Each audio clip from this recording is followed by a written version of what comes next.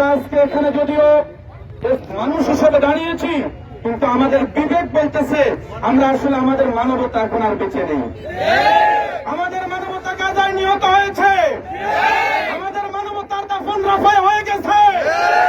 আমি সবাইকে বলতে চাই, আমরা এখান থেকে যেটুকু করতে পারি, আমরা 1 নম্বর আমাদের প্রধান উপদেষ্টার কাছে দাবি জানাতে চাই, বাংলাদেশে রাষ্ট্রীয়ভাবে ইসরায়েলের সকল পণ্য বয়কটের ঘোষণা করা হোক।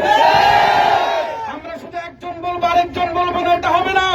আর আমরা আমাদের স্থানীয়ভাবে যেই হোটেলে ইসরায়েলের পণ্য বিক্রি হবে সেই হোটেল আমরা বয়কট করব।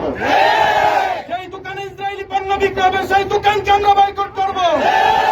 আমরা চৌমুহনী বাজারে ব্যবসায়ীদেরকে বলতে চাই, আপনি যদি মুসলমানের পরিচয় দেন, আপনি যদি কথা বলেন যে আমরা কি করব, আপনি মুসলমান নয়, আপনি মুনাফিক। আর আমরা সরকার বাহাদুর, বিশেষ করে প্রধান উপদেষ্টার কাছে এটাও আমরা দাবি জানাই, আমাদের জন্য ব্যবস্থা করা হোক, আমাদের জন্য ব্যবস্থা করা হোক, আমাদের বিশাল ব্যবস্থা করা হোক, আমাদের জন্য বর্ডার খোলা হোক। আমরা ফিলিস্তিনে যাইতে তৈয়ার, মুসলমান সেখানে মরে যাচ্ছে, আমরা বসতে চাই না। সাহেব চরমুনার নেতৃত্বে আমরা গাজায় যাব, আমরা ফিলিস্তিনে যাব, আল্লাহ আকসা রক্ষা করবো ইনশাআল্লাহ।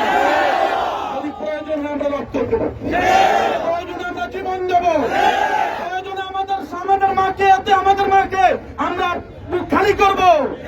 আমাদের স্ত্রীকে আমরা বিধবা করতে চাই, আমাদের সন্তান ইয়েতিম হলেও হোক আমরা গাজায় যেতে চাই।